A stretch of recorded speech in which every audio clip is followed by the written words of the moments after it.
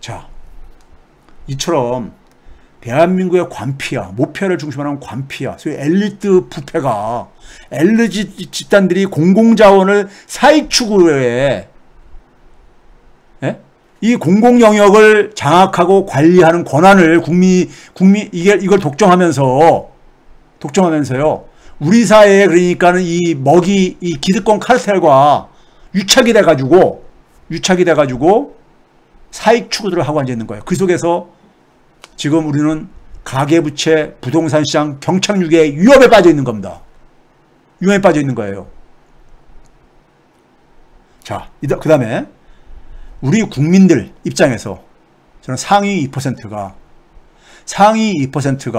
미국의 엘리트처럼, 미국의 부유층처럼 그런 행동을 하면은요, 대한민국에 미래 없습니다.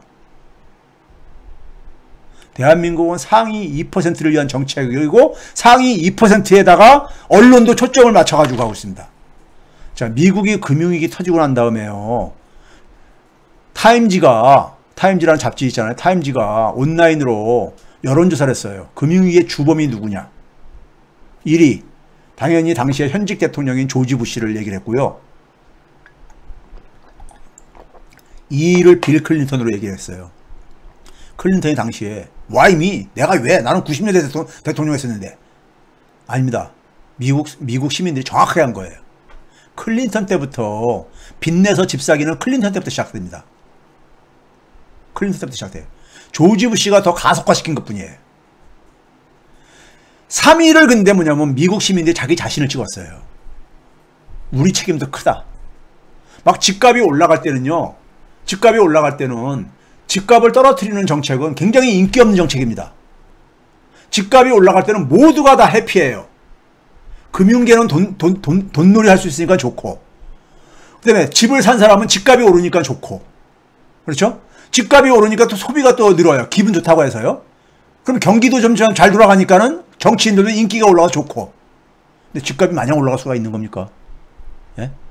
자기들도 거기에 편승을 해가지고 금융위기 터지고 난 다음에 엄청난 피해를 받거든요. 왼쪽에 있잖아요. GDP가 2.6조 달러, 1250만 명의 실업자가 발생하고, 공적 자금이 23조 달러 투입되고, 예? 부동산 가치가 7조 달러가 하락하고, 주식 가치도 11조 달러 하락하고, 예? 은퇴자들은 그러니까 은퇴자들에서 자산 가치가 떨어져가지고 3조 4천 달러나 손실받고, 4,620만 명의 빈곤층 하락하고, 이렇게 한 것이 우리도 일조했다 이거예요. 그러니까 반성문 쓴 거예요. 3위를 자기로 지적하고, 그 다음에 뭐냐면은 연준의장, 돈푼, 우리나라는 한국은행 총재죠. 그래서 4위를 지적하고, 필그램이 누군지 아세요? 클린턴 정부 때 미국의 상원의 금융위원장 했던 사람. 월가의 로비를 받아가지고 월가의 문제들을 다 해결사해 주는 사람입니다. 아, 미국 시민들이 정확하게 알더라고요. 크리스토퍼 콕스는 누구냐? 증권거래위원회, 우리나라로 금융위원장 같은 거죠. 헨리 폴스는 조지 부시 때 재무부 장관이니까 당연히 가고, 아까 뭐랬습니까? 골드만삭스의 CEO 출신을 했잖아요. 그 다음에 이제 뭐냐면 모기지회사들 이렇게 해놨잖아요. 쭉 애들이 나와 있잖아요. 그런데 여기 봐보세요. 미국 소비자들이 자기 자신을 대통령 다음으로 지정을 했어요. 미국 시민들이. 금융이 터지고 나서 반성을 한 거예요. 우리도 같이, 우리 책임도 크구나. 우리도 같이 덩달아 가지고 그 부패한 엘리트 집단들이 니네 집 갖게 해주겠다. 니네들 그러니까 그다음에 집을 가지고 돈 벌어라 하는 것에 같이 편승을 해가지고, 이 사단을 만들어냈다 이거예요. 미국 시민들이 이런 반성문을 썼어요. 대한민국 국민들은 이러지 말아야 되고요. 적어도 촛불 시민들이라면 이렇게 여기 이런 소위 실수를, 미국 시민들의 이런 실수한 것을 반복해서는 안 되겠죠. 예? 자, 우리나라 부동산 계층별로 부동산 자산을 봅시다. 랩 205에서 조사한 자료를 제가 인용을 하는 건데요. 상위 2%가 평균 부동산 자산이요, 31억 정도 됩니다. 31억이요. 지난해 기준으로요. 예? 저 밑에 하위 30%, 중산층이라고 할 수 있는 30%에서 70% 사이는 1억 6천. 부동산 자산이요. 하위 30%는 거의 없죠. 0.00009 그러니까요. 전체 가구의 평균이 3억 2천인데 10배. 자, 우리나라는 아까 그랬죠. 토지자산에서 그랬죠. 토지자산이요. 토지자산이 1%가 30%를 소유하고 있습니다. 상위 5%가 55% 절반 이상을 갖고 있어요. 토지 가격이 부동산 자산을 주도하고 있다 그랬잖아요. 이렇게 불평등이 심합니다. 기업을 보면 더 심해요. 상위 1%가 73% 이상을 갖고 있습니다. 땅을요. 기업 토지 중에서요. 자, 계층별로 볼게요. 계층별로요. 자, 상위 2%가 맨 위에 있는 짙은 색입니다. 맨 위에 있는 짙은 색이에요. 부동산을 얼마만큼 갖고 있냐? 1248조 원 정도 갖고 있다는 얘기인 겁니다. 예? 갖고 있는데, 그런데 부동산 말고 자기가 거주하는 주택 말고 다른 부동산 자산 되게 뭐겠습니까? 토지 뭐 이런 것들이 있게 아닙니까? 그게 809조나 됩니다. 809조. 자기가 거주하는 주택은 432조고 809조가 1248조 중에서 809조가 토지자산 같은 거예요. 상위 2%가 이렇게 토지 투기. 예? 오히려 뭡니까요? 거주주택은 그 밑에 상위 2 내지 5%가 447조로 더 많이 갖고 있잖아요. 예? 비슷하게 갖고 있잖아요. 그 인구당으로 보게 되면요. 가구수당으로 보게 되면요. 그렇죠? 상위 2%가 부동산 투기를 되게 어디다 토지에다 하고 있다는 거예요. 예? 자, 이 상위 2%는 근로소득은 한 3,300만 원 뿐이 안 돼요. 연. 예? 평균이요. 그런데 임대소득, 금융소득 합해가지고, 예? 봐보세요. 그렇죠? 이게 많아요. 저 밑으로 내려갈수록 되게 근로소득을 가지고 가고 있는 거고요. 예? 가구주 학력을 보면요. 가구주 학력을 보게 되면 빨간색이 뭐냐면 대학 졸업자 이상, 대학원, 대학. 맨 위에 색깔이 대학원입니다. 상위 2%는 대학원 졸업자가 많다는 거예요. 대학 졸업자 이상이 68%가 상위 2%라는 얘기예요. 많이 배운 사람들이 부동산도 많이 갖고 있다는 얘기고 부동산 투기도 열심히 하고 있다는 얘기인 겁니다. 예? 자, 그러다 보니까는 계층별로 이건 교육비입니다. 교육비 지출이요. 상위 2%는 연간 746만 원을 교육비로 지출을 해요. 그 다음은 657만 원. 저 밑에 하위 30%는 176만 원. 부동산 자산이 많을수록 교육비, 자녀의 교육비를 많이 지출한다 이거예요. 중산층의 3배 이상을 지출하고 있다 이거예요. 3배 정도를 지출하고 있다 이거예요. 교육비 많이 지출할수록 좋은 학교 보내기 쉽잖아요. 그게 교육격차로 이어지죠. 자산격차가요. 그렇죠? 자산격차가 교육격차로. 좋은 대학 가고 좋은 그 교육을 받아가지고 엘리트가 돼가지고 또 뭘 합니까? 이 부패의 카르텔을 주도하고 있는 거고요. 이게 대한민국의 현실이에요. 학력이 높을수록 자산이 높아요. 이게 40대 50대를 보게 되면요. 교육비 지출이 높아요. 40대 50대가 교육비를 가장 많이 쓰는 연령층이니까요. 자산격차가 높아요. 이 악순환고리가 신분이 대물림되는 거죠. 신분이 대물림되는 거예요. 예? 자산이 많은 부모를 만날수록 자기가 교육도 많이 받을 수 있고 자기가 엘리트가 될 가능성도 크고 자기가 부동산 자산을 많이 소유할 가능성도 크고 이렇다는 얘기예요. 예? 자, 봐보세요. 그 다음에 상위 2% 부동산 자산이 많은 사람일수록 가계부채 비율 대출을 많이 하고 있습니다. 317%를 하고 있어요. 상위 2%는요. 즉 은행 돈을 빌려가지고 부동산 투기하고 있다는 얘기예요. 상위 2%는 은행빚을 빌려가지고 부동산 투기할 수 있다는 건 뭐예요? 낮은 금리를 이용할 수 있는 사람들이잖아요. 저 사람들은요. 왜?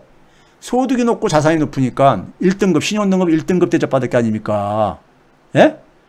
그러니까, 근데 반면에 저 하위 30%는 은행 이용 못 하잖아요. 예? 그러니까 금융자원도, 은행의 돈도 쉽게 쓸 수 있어. 싸게. 그러니까 돈 벌기 더 쉽지요. 부동산 투기하기 더 쉽지요. 예?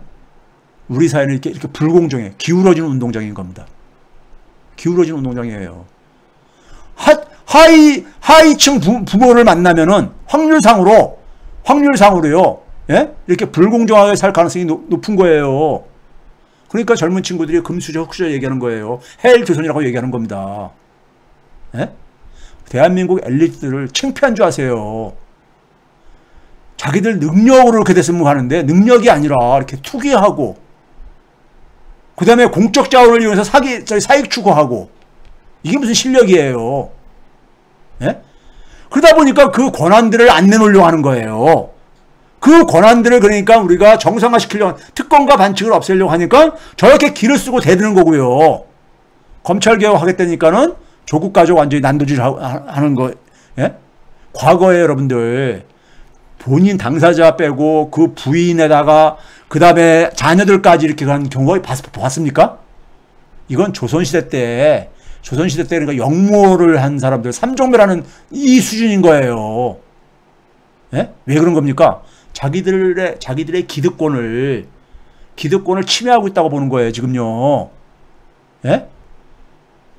지금 이런 상황 속에서는요, 이 사람들은요, 문재인 정부에서 부총리하고, 거기서 그러니까 그 다음에 감사원장하고, 이 검찰총장 했던 사람이 임기 중에 나와서 저렇게 대놓고 저기 야당으로 이렇게 문재인 정부 공격을 하고 있다는 건 뭘 의미하는지 아세요? 문재인 대통령 퇴임하고 나면은 제2의 노무현 대통령 만들겠다는 거예요. 정신 차려야 됩니다. 제2의 노무현 대통령 만들겠다는 거예요. 예? 그래서 이번에 여러분들 그거 봐보세요. 원전 그거 가지고 걸어가지고 하는데 거기에 이 원전과 관련된 거에 문재인 대통령이 거기 뭐 3번인가 기소되고 대통령이 뭐 30번인가 뭐 이렇게 공소장에 이렇게 나왔다는 거 아니에요. 대통령을 어쨌든 걸려고 하는 거예요. 울산 저기서 또 거기다 걸려고 하는 것이고. 그럼 걸어놓으면요. 정권 바뀌고 난다면은 뭘 털어서든 간에 노무현 대통령이 봤잖아요. 예? 망신 주고 뭐 해가지고 예? 제2의 노무현 대통령 비극을 만들겠다는 거예요. 정권 뺏기면은 대한민국 있잖아요. 야만의 시대로 돌아갑니다. 야만의 시대. 촛불 시민들 정신 차리셔야 됩니다. 정신 차리셔야 돼요. 지금 민주진영끼리 싸우면 안 되는 거예요. 예? 민주진영끼리 싸우면 안 되는 거예요. 예? 우리 민주진영에 좋은 후보들 많았잖아요. 김경수 후보 날라가고 박원순 시장도 날라가고 예? 이재명 시장도 날라갈 뻔하다가 워낙 예? 잡초처럼 잘하시는 분이라서 견뎌낸 것인 거고 추미애 장관도 저렇게 난도질 시키고 조국 장관도 사실 대권 후보로 물망에 오르고 했었잖아요. 저 사람들은 지금 뭐냐면요. 권력을 탈환하는 게 최고의 목표입니다. 작년에 4.15 총선할 때 제가 참전을 했었잖아요. 더불어시민당 만들어서요. 저쪽 동네들에 제가 정보를 제가 들은 게 있어요. 국회에 자기들이 장악을 해가지고 문재인 정부 식물정권으로 만들겠다고 이런 걸 기도를 했어요. 그 지고 난 다음에 그래서 멘붕에 빠졌던 거예요. 그들이요. 근데 이번에는 민심이 정권 교체를 원하기 때문에 이번에는 그러니까 자기들이 그러다 보니까요. 예? 윤석열 같은 말도 안 되는 토착외구 역사관을 가지고 있고 그럼 왜 이렇게 무지해요? 그렇죠? 그 많은 문제점을 가지고 있는 자기들 내부에서 볼 때도 문제점이 엄청 많은 사람을 하는 이유가 뭡니까요? 그냥 지지율은 높다는 거 하나잖아요. 지금 뭐냐면 권력만 뺏어오면 되는 거예요. 권력만 뺏어오면 되는 거예요. 조중동이 봤을 때는요. 재벌자분들이 봤을 때는요. 예? 그리고 우리 사회에 그러니까 부패하는 엘리트 집단들이 봤을 때는요. 그냥 권력만 뺏어오면 돼. 예? 문재인하고 하여간 대척점을 만들어가지고 권력만 뺏어올 수 있는 사람은 누구든지 진짜 말 그대로 우리가 그런 말 있죠. 악마하고도 손잡을 수 있는 사람들이에요. 악마하고도요. 권력만 뺏어올 수 있으면은. 그래서 정신 차려야 됩니다. 문재인 대통령, 노무현 대통령 비구 맞을 수 있어요. 자, 출구는 무엇인가? 다음 이제 우리가 다 드러난 거예요. 조국 가족의 희생을 통해서 우리 사회의 부패 엘리트 집단들의 이것이 실체가 다 드러난 거예요. 관피아와 특권층 동맹을 해체시키는 거. 이게 마지막 남은 과제지요. 소위 말해서 토착애구들을 해체시키는 게 대전제지요. 거기다가 지금 현실은 녹록치가 않죠. 경제가 플랫폼화되어지면서 제가 여러 번 얘기했지만은 거기다 또 코로나 재난까지 터져가지고 보통 사람들은 삶의 위기에 지금 내몰리고 있고 젊은 사람들은 지금 한국판 리키라고 제가 부르죠. 예? 배달앱에 연결돼가지고 하루하루 벌이로 버티는. 예? 이런 상황 속에서 대한민국은 대전환이 필요한 거예요. 그래서 제가 대한민국의 대전환이라는 책을 쓴 겁니다. 이 대전환이 없는 한에 있어서는요, 대한민국 경제는 식물 경제로 갑니다. 이건 제가 자신할 수 있어요. 대전환이 없는 한. 이 대전환을 하기 위해서 대전제가 뭐냐? 관피아와 특권층 동맹을 해체시킵니다. 해체라는 건 무슨 이 사람들을 다 그러니까 뭐 죽이고 한다는 얘기 아니에요. 이 사람들이 특권과 반칙을 못하도록 제도 개혁을 해야 되는 거죠. 권한을 그러니까 분산시키고 이들이 그러니까는 자신들의 고유의 업무만 할 수 있게, 이들이 관료가 정치하지 못하게, 예? 해야 되는 거죠. 정부 조직을 바꿔야 되고, 이런 것들은 뭐 자세하게 이건 제가 여기서 소개 안 하겠습니다. 자, 이런 걸 해가지고 해체시켜야 되죠. 그리고 나서 상위 2%가 지금 미국의 우리가 소위 말해서 엘리트 집단처럼, 부패한 엘리트 집단처럼 더 나을까요? 저는 그들이 스스로 책임을 다하는 모습을 보여줬으면 좋겠어요. 근데 저는 교수 사회, 변호사 사회, 의사 사회, 소위 전문가 집단들 사회를 봤을 때요, 저는 별로 신뢰 못합니다. 신뢰 못하고요. 결국은 뭐냐면 어렵지만은 제도 개혁을 통해서 해야 되는데, 제가 그랬잖아요. 제가 기본소득형 조세제도를 도입을 해야 된다는 것은 모피아를 해체시키는 길이기 때문에. 제가 그랬잖아요. 전국민 재난지원금은 저 사람들이 선별을 그렇게 가는 이유가, 저 사람은 뭐냐 88이냐 80이냐 99냐 이게 중요하지 않아요. 99까지 양보해도 전체만 다 안 주면 안 돼요. 전국민만 빼면 돼요. 전국민 용어만 안 쓰면 되는 거예요. 왜? 그게 제가 여러 번 얘기했잖아요. 기재부의 재정 독점권하고 관련되어 있는 거예요. 예? 이 관피아의 힘을 그러니까 힘을 유지하기 위해서요. 근데 기본소득 경위는 뭐랬을까요? 다 세금 거둔 다음에 돌려주는 거예요. 이 재원을 어떻게 마련할 것이냐 이런 거 가지고 걱정하는데, 걱정할 필요 없어요. 세금 거둔 다음에 다 돌려주는데, 대부분 사람들한테 더 많이. 소수 상위만 세금 더 내는 거예요. 재원을 예걱정을 해요? 예? 김종민 의원인가가 무슨 재원이 무슨 뭐보다 몇 배가 더 든다, 뭐 4대강보다 뭐 4배인가 몇 배가 더 든다 이런 얘기를 했는데, 그 사람 참 무식한 사람이에요. 예?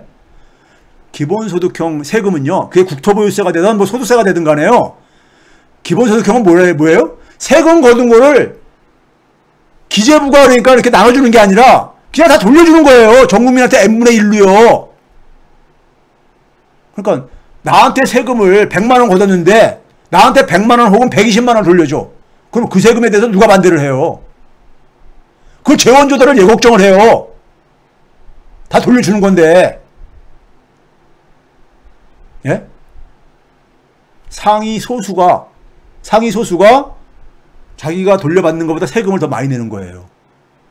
국토보유세는 왜 그래요? 아까 토지의 불평등이 굉장히 심하다 했잖아요. 소수가 다 갖고 있다 했잖아요. 그 사람들이 세금을 많이 내는 거예요.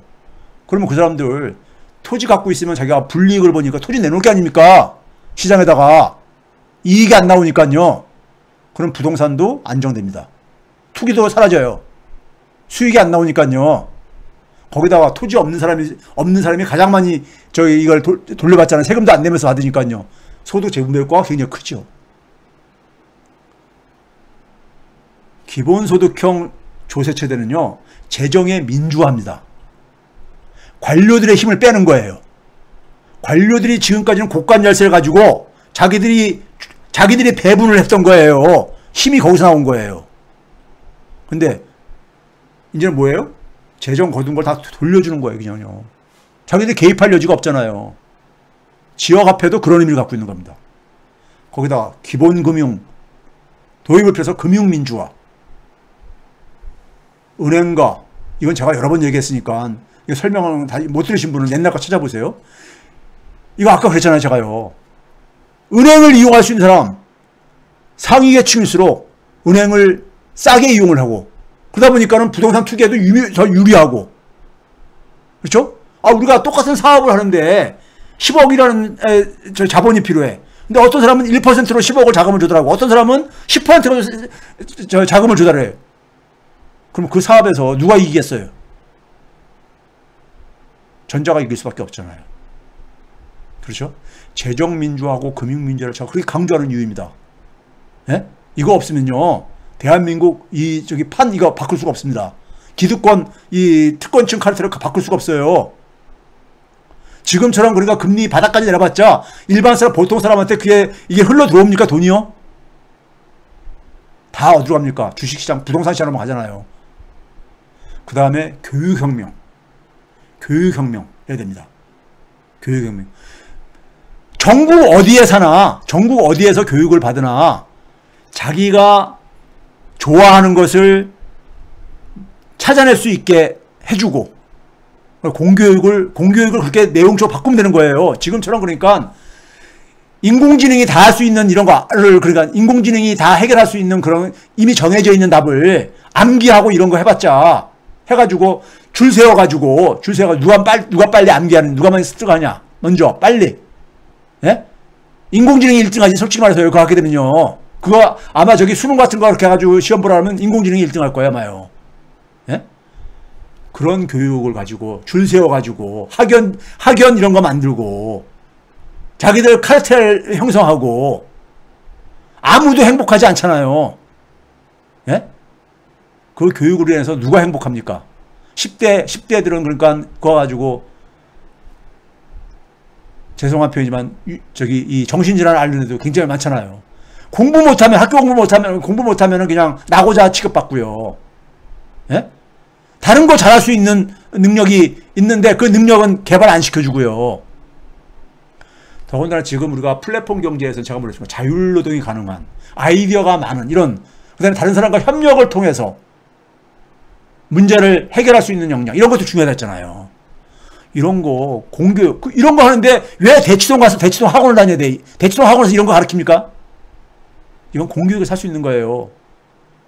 우리나라는 IT가 굉장히 인터넷이 발달했기 때문에 전국에서 지방에서 다 할 수 있잖아요. 교육의 목표, 방향만 전환시키면 되는 거예요. 이거 어려운 거 아닙니다. 교육 철학이 없어서 그런 거예요. 이거를 다음 정권이 하지 않으면요, 대한민국 전환이 가능하겠습니까? 예? 엘리트 카르텔의 이 부패 구조, 이거를 우리는 청산을 해야 되는 겁니다. 청산을 해야 되는 거죠. 자, 제가 오늘도 시간을 제가 짧게 쓴다고 하면서도 이렇게 또 그랬네요. 제가 말재주가 없는 것 같습니다. 죄송합니다. 오늘 최백은TV 라이브 56회 이걸로 마치겠습니다. 끝까지 시청해 주신 분 감사드리고요. 우리 같이 힘을 모아서요, 문재인 대통령을 지켜내야 되는 것이고요. 그리고 4기 민주정부를 만들어내야 됩니다. 이건 반드시 해야 됩니다. 반드시. 우리 사회를 야만으로, 우리가 지난 4년 동안에 엄청난 대한민국의 이상이 증가했잖아요. 이제 내부의 혁명이 필요한 겁니다.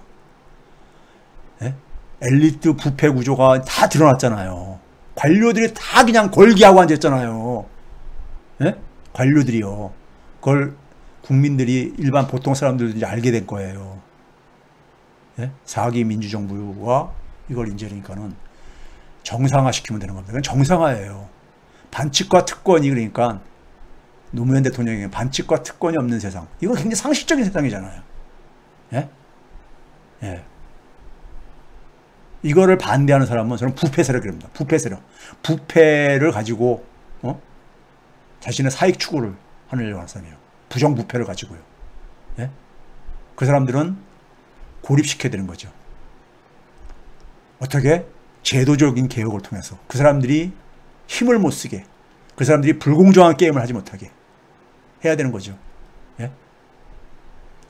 이게 저는 21세기 친일 청산이라고 봅니다.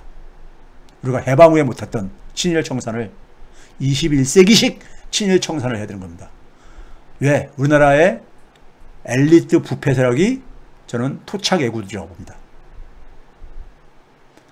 자, 그래서 힘을 내야 됩니다. 제가 아까 모두에 얘기했듯이 우리는 조국 교수의 희생으로, 우리가 5.18 광주 민주화운동, 광주 시민들의 희생으로 민주주의와 정의, 사회 정의를 지켜내고 민주화를 쟁취해냈잖아요.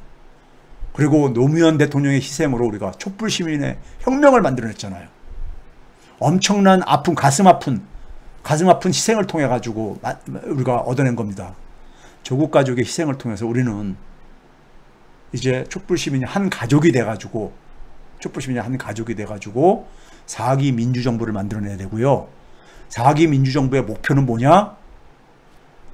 부패, 엘리트 부패 세력을 청산하는 일입니다. 해체시키는 일이고, 그리고 대한민국을 대전환시키는 일입니다. 이건 국힘당이 집권하면 절대 안 합니다. 절대 안 해요. 왜? 자신들의 특권을 후퇴시키는 짓을 절대 안 하죠. 자신들이 특권층이기 때문에. 그런 점에서 우리 모두 한 가족이 되어서 힘을 냅시다. 가족이라면은 서로 그래서 외롭지 않게 해야죠. 예? 그렇죠?